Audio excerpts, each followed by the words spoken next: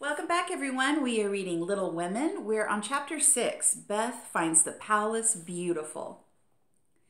The big house did prove a palace beautiful, though it took some time for all to get in, and Beth found it very hard to pass the lions.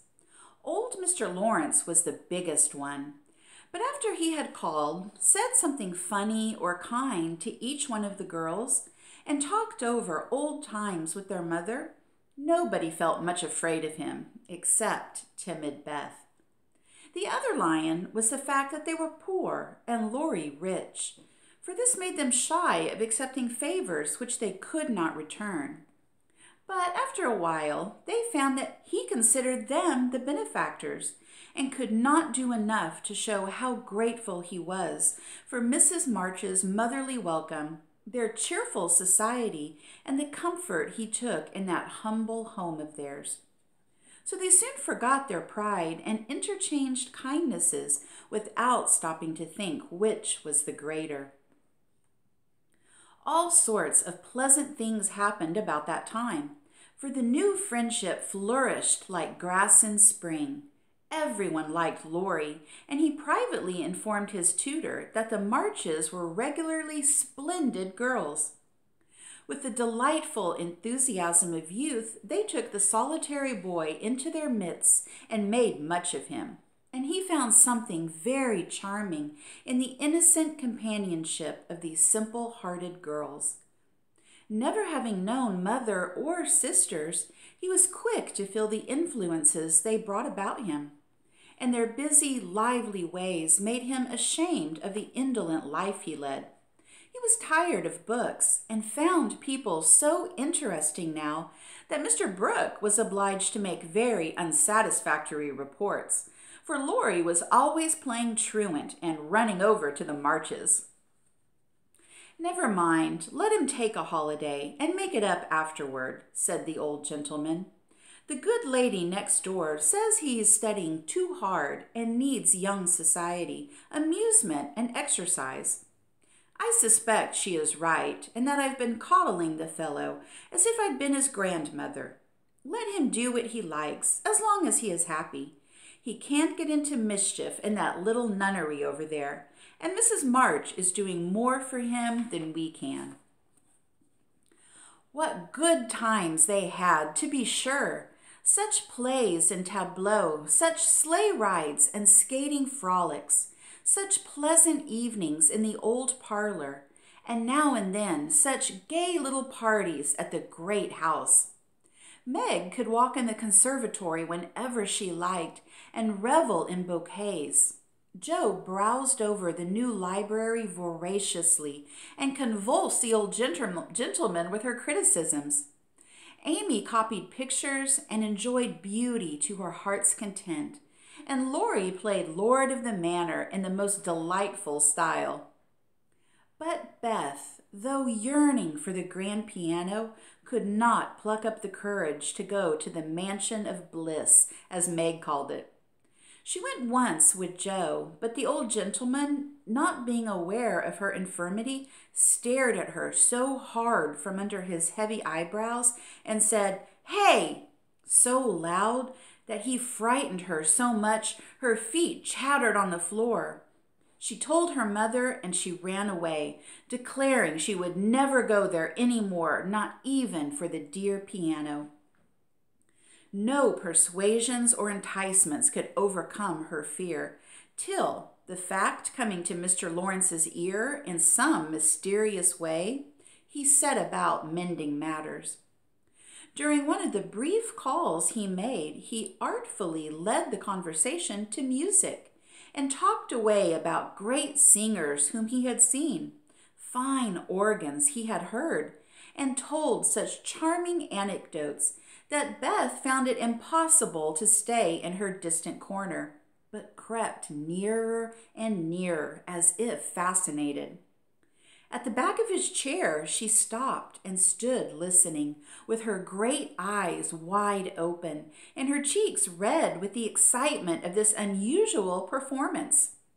Taking no more notice of her than if she'd been a fly, Mr. Lawrence talked on about Laurie's lessons and teachers, And presently, as if the idea had just occurred to him, he said to Mrs. March, "The boy neglects his music now, and I'm glad of it, for he was getting too fond of it.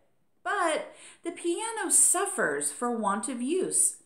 Wouldn't some of your girls like to run over and practice on it now and then, just to keep it in tune, you know, ma'am?" Beth took a step forward and pressed her hands tightly together to keep from clapping them, for this was an irresistible temptation, and the thought of practicing on that splendid instrument quite took her breath away. Before Mrs. March could reply, Mr. Lawrence went on with an odd little nod and smiled. "They needn't see or speak to anyone, but run in at any time, for I'm shut up in my study at the other end of the house. Laurie is out a great deal, and the servants are never near the drawing room after 9 o'clock. Here he rose, as if going, and Beth made up her mind to speak, for the last arrangement left nothing to be desired. "Please tell the young ladies what I say, and if they don't care to come, why, never mind."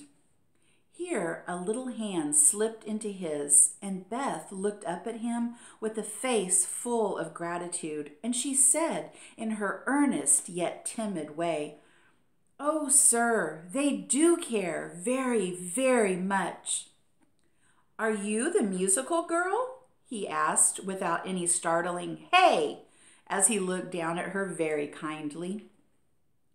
"I'm Beth. I love it dearly, and oh, come, if you are quite sure nobody will hear me and be disturbed," she added, fearing to be rude and trembling at her own boldness as she spoke.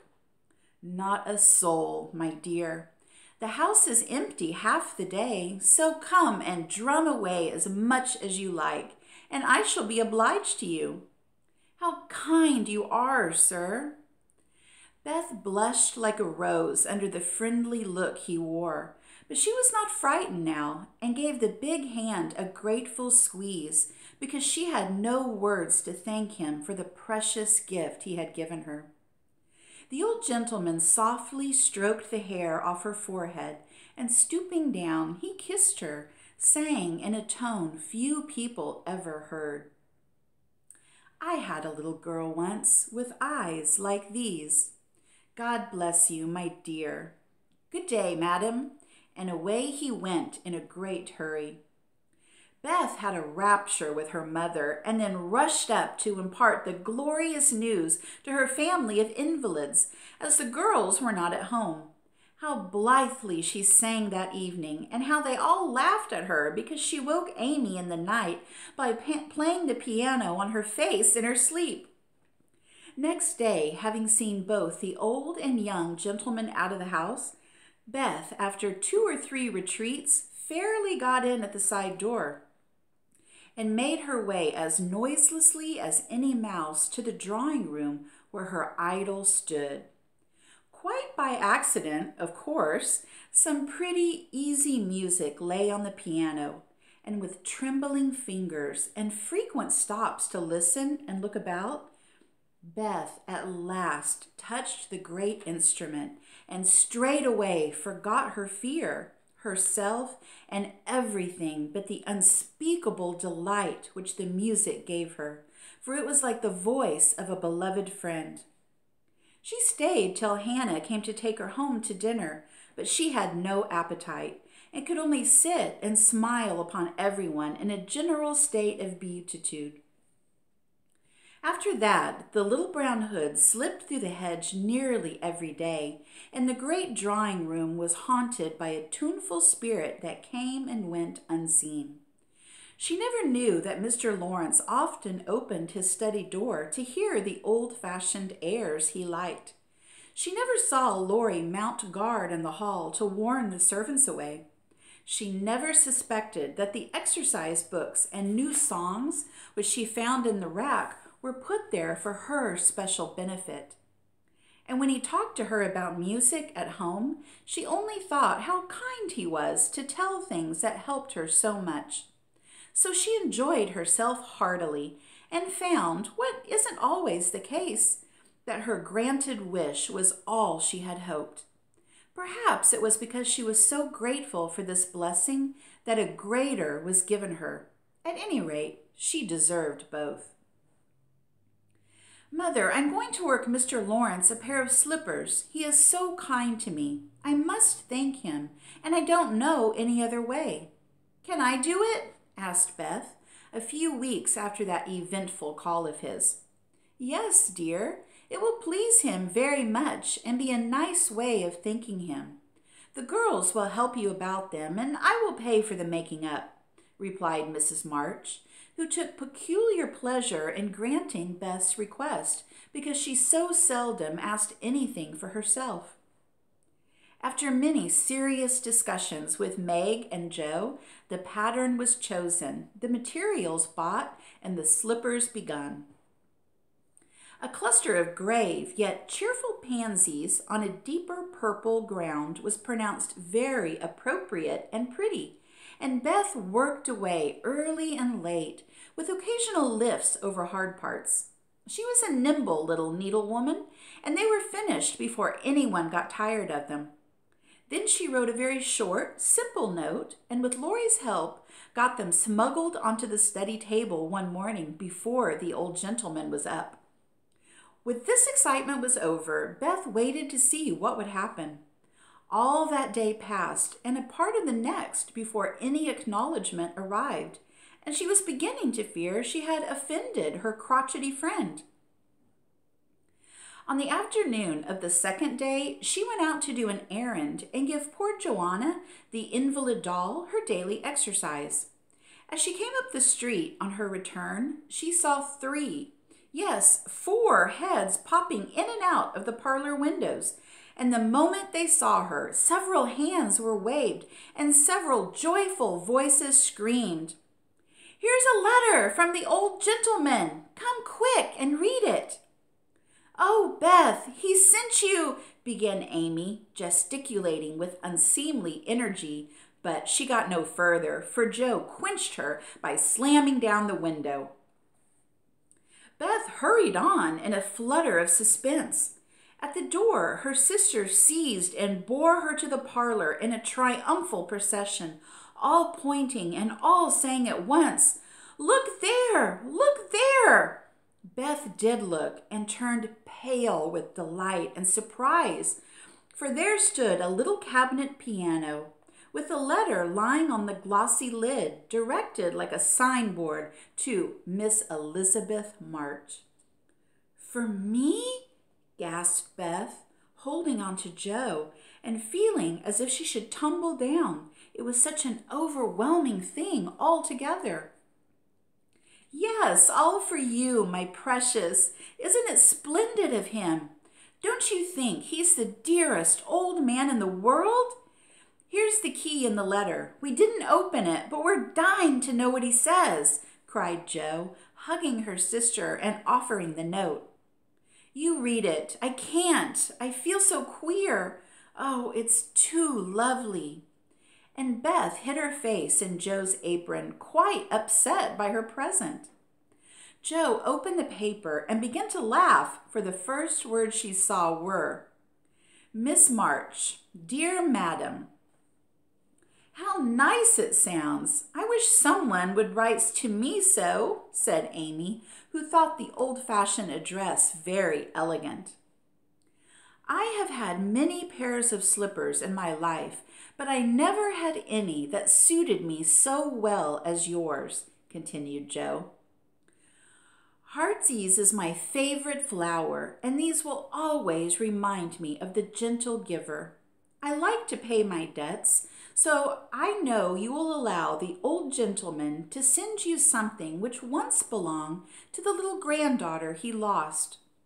With hearty thanks and best wishes, I remain your grateful friend and humble servant, James Lawrence." "There, Beth, that's an honor to be proud of, I'm sure. Laurie told me how fond Mr. Lawrence used to be of the child who died, and how he kept all her little things carefully. Just think, he's given you her piano." That comes of having big blue eyes and loving music, said Joe, trying to soothe Beth, who trembled and looked more excited than she had ever been before. See the cunning brackets to hold the candles, and the nice green silk puckered up with a gold rose in the middle, and the pretty rack and stool all complete, added Meg, opening the instrument and displaying its beauties. Your humble servant, James Lawrence. Only think of his writing that to you.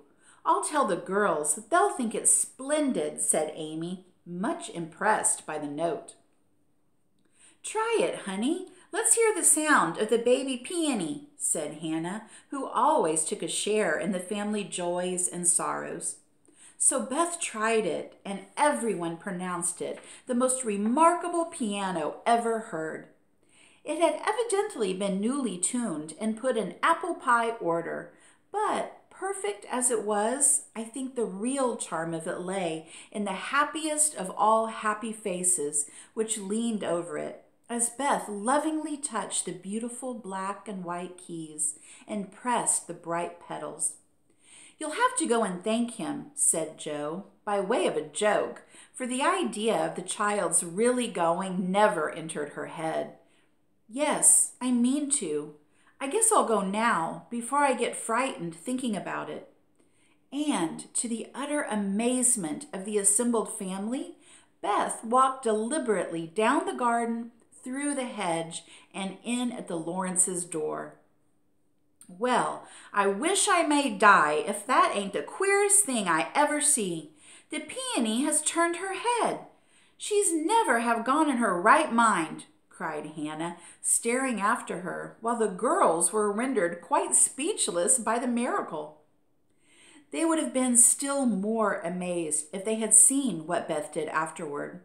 If you will believe me, she went and knocked at the study door before she gave herself time to think, and when a gruff voice called out, "Come in," she did go in, right up to Mr. Lawrence, who looked quite taken aback, and held out her hand, saying, with only a small quaver in her voice, "I came to thank you, sir, for—" But she didn't finish it, for he looked so friendly that she forgot her speech, and, only remembering that he had lost the little girl he loved, she put both arms round his neck and kissed him. If the roof of the house had suddenly flown off, the old gentleman wouldn't have been more astonished. But he liked it. Oh dear, yes, he liked it amazingly, and was so touched and pleased by that confiding little kiss that all his crustiness vanished, and he just set her on his knee and laid his wrinkled cheek against her rosy one, feeling as if he had got his own little granddaughter back again. Beth ceased to fear him from that moment, and sat there talking to him so cozily as if she had known him all her life. For love casts out fear, and gratitude can conquer pride. When she went home, he walked with her to her own gate, shook hands cordially, and touched his hat as he marched back again, looking very stately and erect, like a handsome, soldierly old gentleman, as he was. When the girls saw that performance, Jo began to dance a jig by way of expressing her satisfaction. Amy nearly fell out the window in her surprise, and Meg exclaimed with uplifted hands, "Well, I do believe the world is coming to an end." All right, that is the end of Chapter 6. Join me soon for Chapter 7, Amy's Valley of Humiliation. Thanks, everyone, for joining me. See you next time. Bye.